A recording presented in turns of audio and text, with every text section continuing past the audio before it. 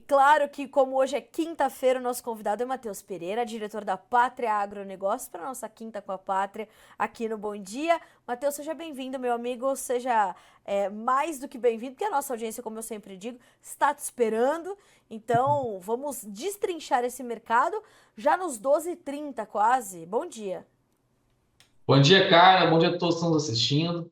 Prazerão estar aqui na quinta-feira, agora já da nossa nova sede aqui na Pátria, um pouco ainda de desorganização normal, mudança, sempre tem esses negócios de colocar, até coloca tudo no lugar,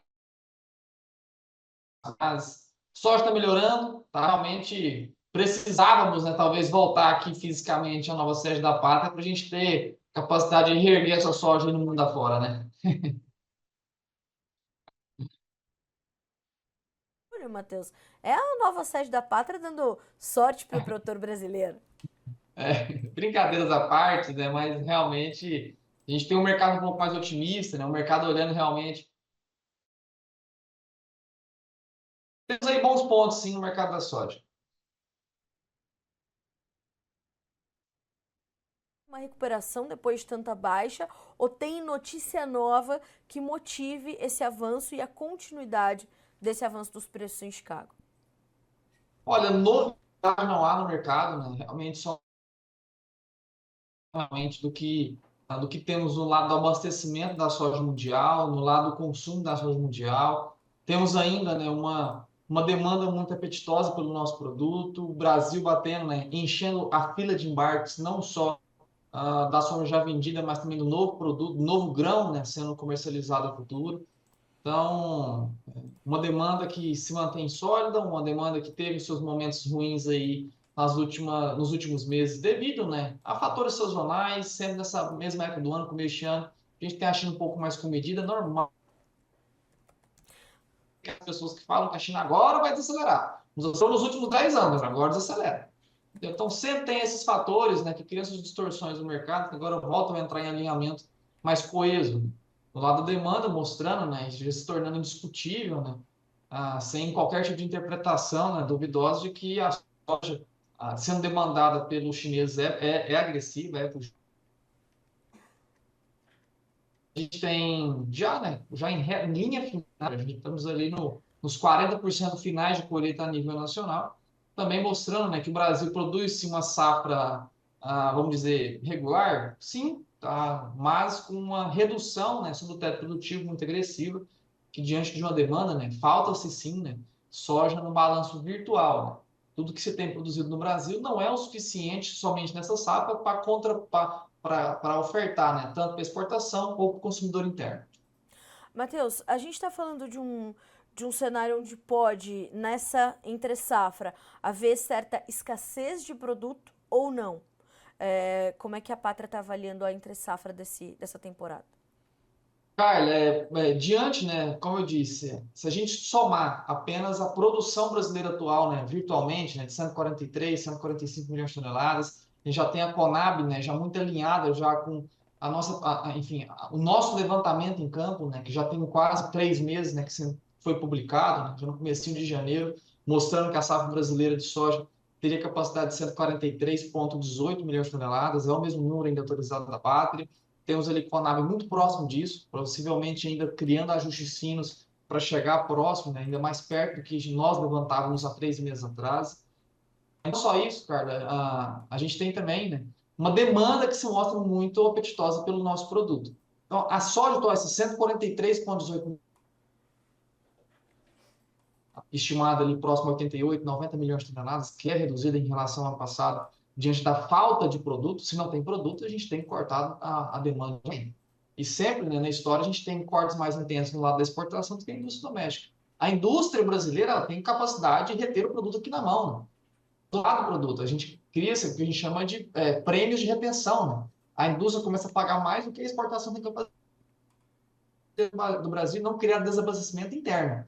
Porém, né, virtualmente, a soja brasileira, esses 143 milhões de toneladas, não são o suficiente para abastecer todo o volume demandado para exportação, mais o consumir soja do ano passado, para que a gente não cause, né, o desabastecimento físico. Né? O virtual vai existir, a Uhum. produção não é suficiente para deste ano para colocar a comida na boca da exportação, coloca comida na boca da demanda interna.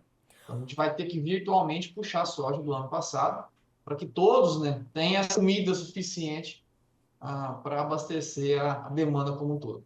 Ô, Matheus, e falando em ajustes, nos últimos dias, o USDA informou que, inclusive, vai mudar a sua forma ali de projetar os seus números para as importações de soja da China, né? Fazendo ali uma tentativa de alinhar os seus números com os números da Administração Geral das Alfândegas, trazendo uma, não sei se a melhor palavra é essa, mas uma transparência diferente, uma transparência maior para esses dados, para não causar uma dessas distorções no mercado, né?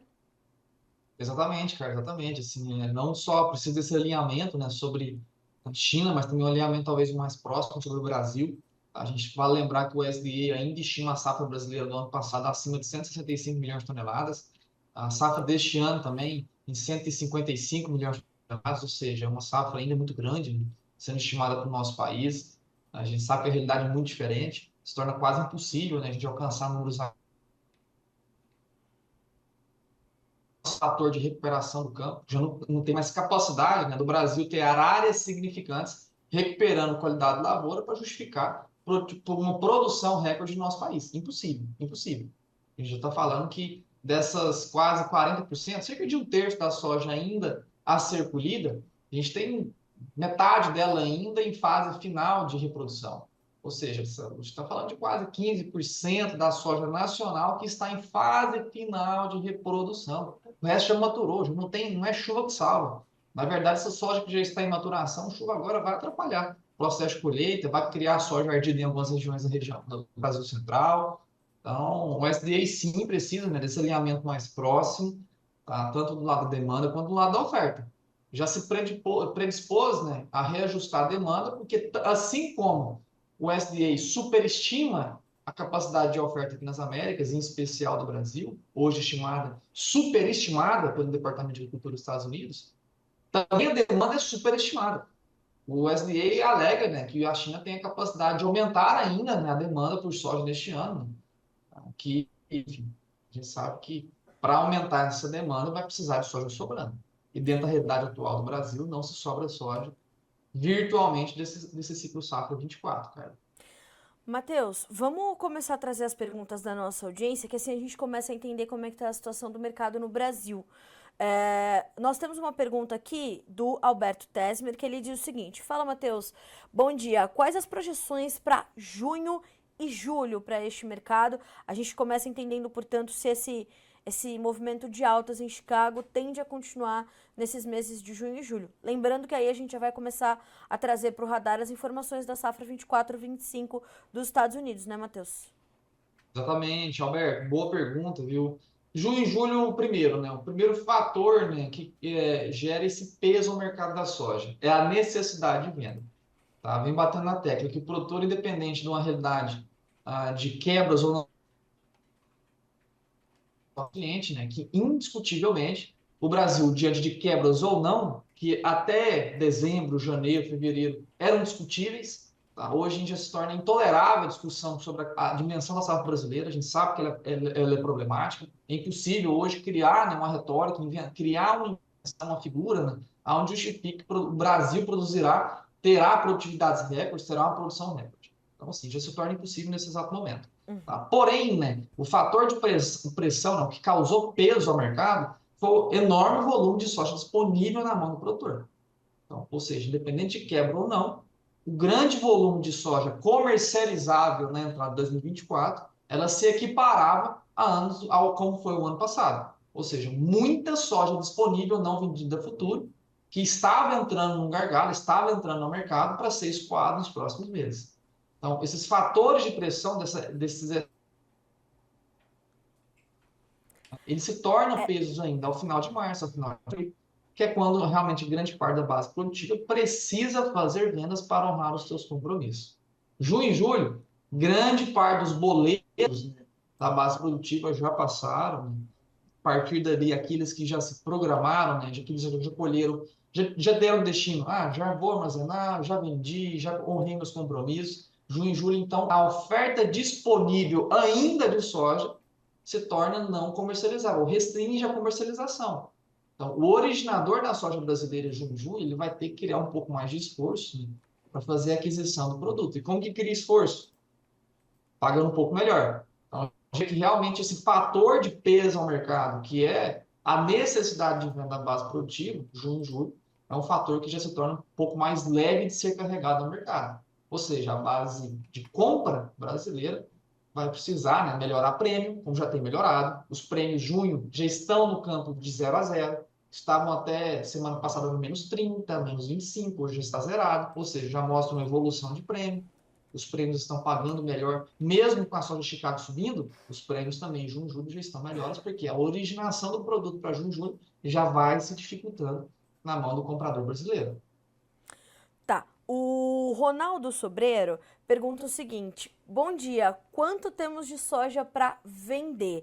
E eu vou te fazer uma outra pergunta embutida nessa, Matheus, que é como nós temos vendido essa semana? Como foram caminhando os nossos negócios nesses últimos dias diante dessa movimentação em Chicago?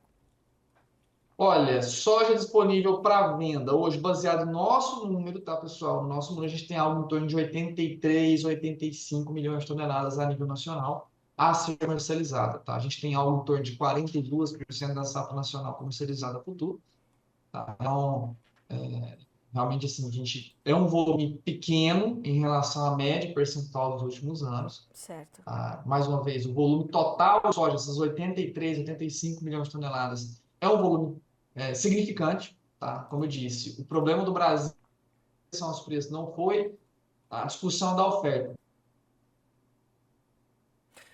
disponível comercializado em 2024. Então, esses 82, 83 ainda é um volume considerável. Tá? A gente tem ainda, como eu disse, esse mês de março, reta final, mês de abril também é um mês que ainda vai precisar de ter mais volume de venda. Nas últimas semanas, a gente teve um bom avanço de negociações, tá? Foram quase 3% de avanço a nível nacional na comercialização de soja. 3%, só para de comparação, 3% não foi o volume da safra nacional comercializada em janeiro.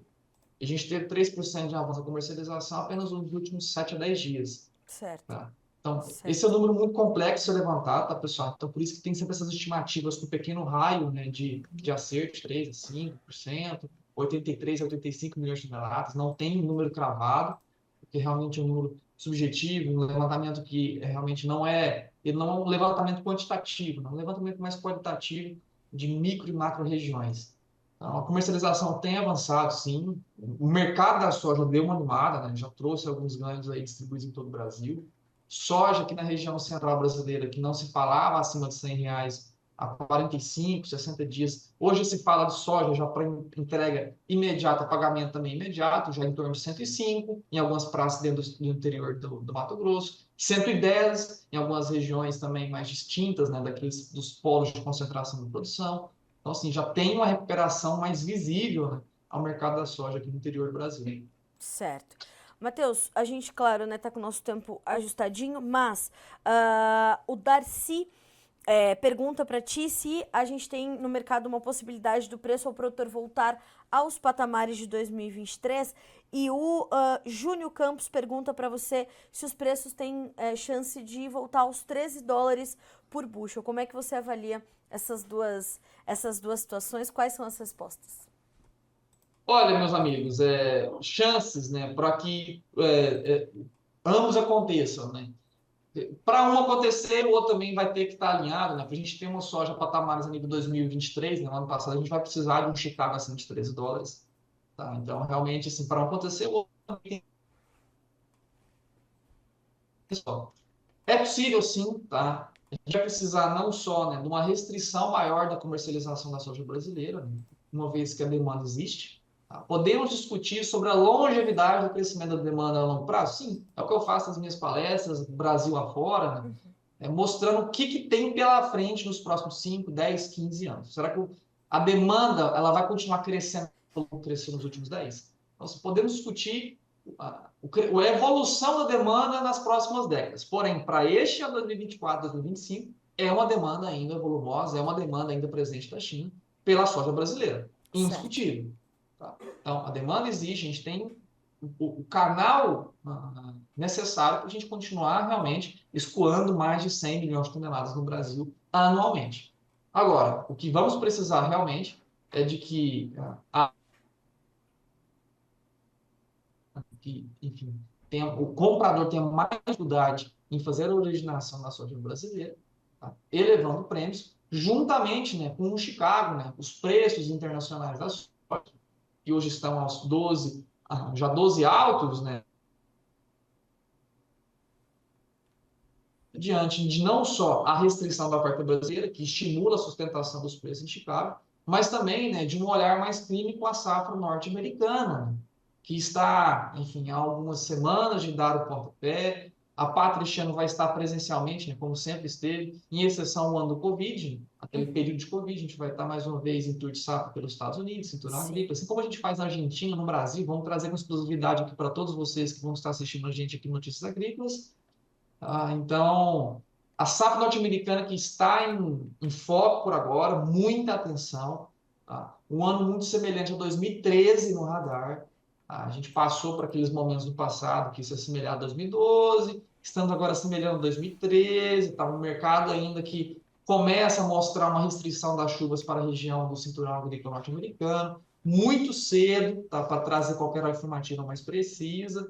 Porém, essa inversão abrupta, mais uma vez, de um super El Niño, confirmado ao fim de dezembro, agora caminhando para a neutralidade até o final de maio, neste junho, potencialmente entrando em campo de Laninha, em meados, no início do verão norte-americano, que inicia de no dia 23 ou dia 24 de junho, se não me engano. Então, se virar realmente esse Laninha novamente durante o verão norte-americano, a gente pode ter, sim, grandes complicações aí no radar climático para a safra norte-americana. Então, sim, é possível a gente ter preços equiparados da soja de 2023, assim como o Chicago acima de US$ 13. Precisaremos da restrição da oferta comercializável no Brasil, juntamente, né, com esse medo, né? Não precisamos ter problemas na safra norte-americana, mas sim um medo sendo gerado para a safra norte-americana, criando, né, essa euforia mercadológica para justificar altas temporárias ao mercado da soja no Brasil, condicionado a esses dois fatores. Na hora que você falou no Brasil, antes do condicionado a esses dois fatores, deu uma travadinha. Matheus, era só no Brasil? Não, eu quis dizer que assim como no Brasil e fora dele, né, condicionado a esses dois fatores. Pois é, foi bem essa parte que travou. Meu amigo, eu acho que dessa forma a gente consegue atender a nossa audiência. E eu queria finalizar a nossa entrevista dessa quinta-feira com uma orientação sua para o produtor brasileiro que está vendo esse Chicago respirar melhor, esse dólar ainda volátil, os prêmios que já tiveram uma melhora. A gente consegue trazer uma orientação para um produtor que, claro, nós sabemos que as orientações são muito personalizadas, mas a gente consegue dar agora um norte para esse produtor que está nesse momento tomando decisões? Com certeza, cara. A gente vê o mercado, né, assim, essa virtualização, enfim, essa facilidade das pessoas hoje se auto-endossarem no mercado, criar, enfim, inventar históricos, inventar coisas, tem criado, né, muito terrorismo mercadológico. A gente vê hoje pessoas ali falando, né, sobre o mercado da soja, sobre o mercado do milho, parece ter ódio, né, do mercado, parece ter ódio dos produtores rurais no Brasil afora, que criam esses terrorismos, né, dizendo disse, não me diz, falei ou não falei. Muito cuidado realmente com essa quantidade imensa, né, de informação sendo bombardeada no mercado afora aqui no Brasil, especialmente no Brasil, que carece ainda de melhorias na fiscalização, carece de melhorias na legislação, né, sobre quem realmente pode atuar como especialista no nosso país, liberando para qualquer pessoa falar, se autotitular como um especialista no mercado. Então, muito cuidado nesse dia a dia, né? Que acabam te induzindo você do outro lado da tela, te induzindo a fazer um mau negócio. Então, a recomendação seria: existem alternativas, ferramentas de comercialização que você, produtor rural, que está do outro lado da tela, às vezes não tem ciência, ou tem, mas não sabe como agir. Então, realmente, usem as ferramentas de comercialização para estruturar um bom negócio ativo. Preciso vender soja, mas o viés é de alta, tem um sentimento que a soja vai recuperar, Vamos buscar essa soja de 2023? Sim, mas com consciência, com ferramentas financeiras, com seguros de comercialização. Não sabe fazer. Nós somos a única consultoria do Brasil, a única credenciada com uma legislação suficiente para atuar no mercado, criando, né, essas operações financeiras diretamente para o nosso cliente. Então, procure realmente não só mostrar o caminho de como o mercado da soja se recupera, criar uma estratégia de recuperação para ti e também executá-las, né? Sair da teoria. Muita gente cria teoria, fala fantasia, muita coisa, mas nunca surgiu a plantadeira caindo óleo na cabeça para saber o que é de colocar a soja no chão. Para falar, tinha que ter vendido a soja em novembro. Quando todo mundo ainda faltava 30, 40, 50 dias de seca, tinha que ter vendido soja. É uma epifania, realmente, com grande parte esses pseudo-especialistas alegam É isso mesmo. que tem, não sabe como usar, não sabe como agir, quer ter um acompanhamento diário de como fazer isso, procure a Pátria Agronegócios, que a gente está aqui para o teu lado. Meu caro ouvinte, produtor rural ou grande empresário do setor rural. É para isso que precisa ter conscientização, usar a ferramenta que tem hoje, não só dentro do campo, mas também fora dele. É verdade. Matheus, quero muito te agradecer. Semana que vem estamos juntos novamente. Boa sorte para vocês aí na nova sede. Que seja mais uma fase positiva e próspera para vocês. E nós seguiremos daqui trazendo as boas notícias, as notícias necessárias, os bons e maus momentos para que o produtor possa tomar boas decisões sempre. Obrigada, meu amigo. Até semana que vem. Estamos juntos, Carlos. Um grande abraço a ti e a todos que nos assistindo. Até logo. Até logo.